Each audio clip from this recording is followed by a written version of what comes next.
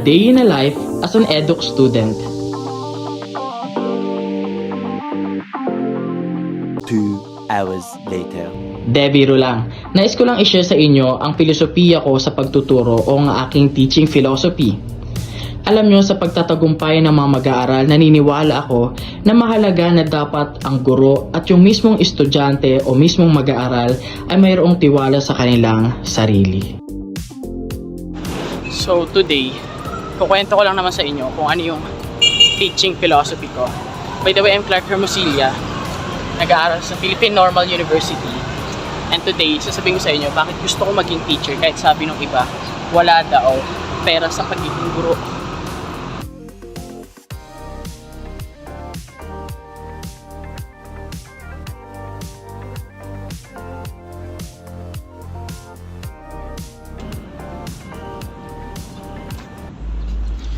Nung bata ako, nung sinabi ko sa mga kaibigan ko, mga kapitbahay, tito-tita, na pangarap ko maging isang guro or professor dito sa Pilipinas, ang sabi nila sa akin, wala daw pera sa pagiging guro, walang pera sa education, dahil wala naman daw teacher sa Pilipinas na yumayaman. Kung gusto ko daw yumaman at kumita ng malaki, dapat daw magturo ako sa ibang bansa. Pero sabi ko, paano naman yung kababayan ko? Paano naman yung mga bata na tulad ko noon, nangarap din ako ng malaki, at paano sila magkakaroon ng pangarap na malaki kung walang teacher na maggagabay at magtuturo sa kanila tungkol sa mga bagay-bagay. I was 13 years old that time nung sinabihan ako ng isang ministry head na kung gusto ko ba daw maging isang Sunday school assistant. Sunday school assistant meaning ikaw yung mag-a-assist sa mga Sunday school teacher. For example, may kailangan yung bata, kailangan mo samahan sa CR, or kaya may kailangan ipakuha yung Sunday school teacher. So yun yung trabaho ng isang assistant teacher. And then that time, actually ayokong pumayag maging Sunday school assistant teacher. Pero parang nahikayat ako kasi yung mga kaibigan at tropa ko sa church ay pumasok din sila sa ministry niyon. Ang pangalan ng ministry ay ABC Ministry or Anointed Blessed Children Ministry. And then eventually, habang akala ko hanggang pag-a-assist lang ako, tapos hanggang sa paglaki ko, sinabihan na ako ng ministry head kung gusto ko ba daw maging isang ganap na Sunday school teacher.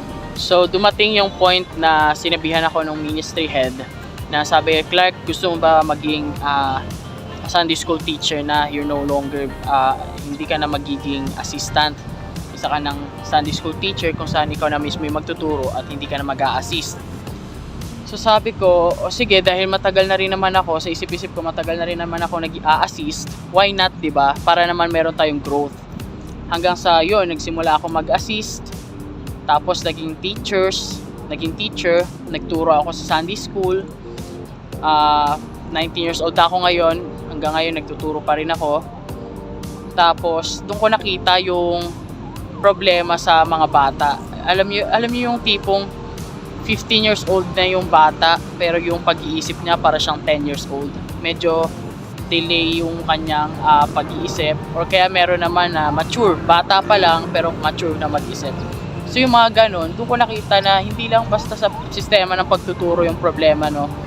Merong problema na mismo meron dun sa bata. So dahil sa Sunday school, doon ako na-expose pagdating sa pagtuturo.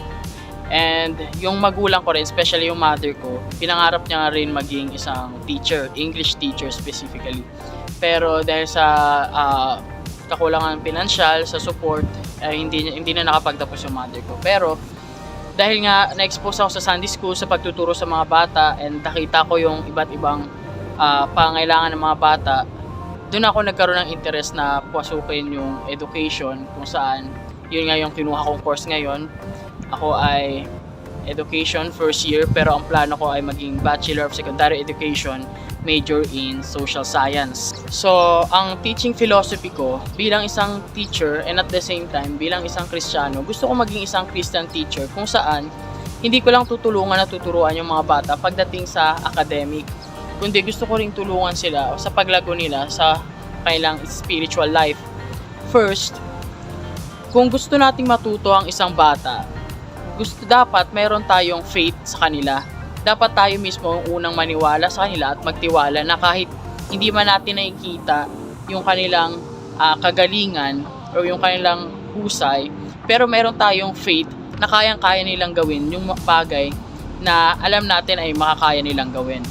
Personally, naniniwala ako na ang husay at galing ng isang guro ay hindi nasusukat kung paano niya ilatag yung kanyang lesson plan, kung paano niya i-deliver yung mga topics sa kanyang mga estudyante, kundi naniniwala ako na ang husay ng isang guro ay makikita kung paano niya alagaan at mahalin yung kanyang estudyante.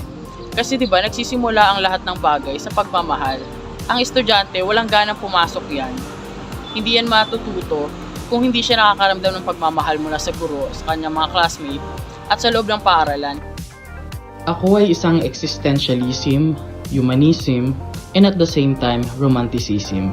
Filosopiyang nakatuon sa mga mag-aaral kung saan ang pag-aaral ay nakabatay sa ideya na ang lahat ng tao ay nagnanais na matuto at ang mga mag-aaral o estudyante ay dapat na mayroong kontrol sa kung ano ang pag-aaral na nagaganap at ang bilis na kinakailangan upang sila ay matuto. Ang tungkulin ng mga guro ay lumikha ng mga kapaligiran na pumukaw ng pagtatanong upang piliin ang mga mag-aaral na matuto. Ang pag-uugali at kilos ay lahat ng responsibilidad ng isang estudyante o ng isang mag-aaral. Sa pagtuturo, dapat mayroong puso. This is Clark Hermosilla, your future professor.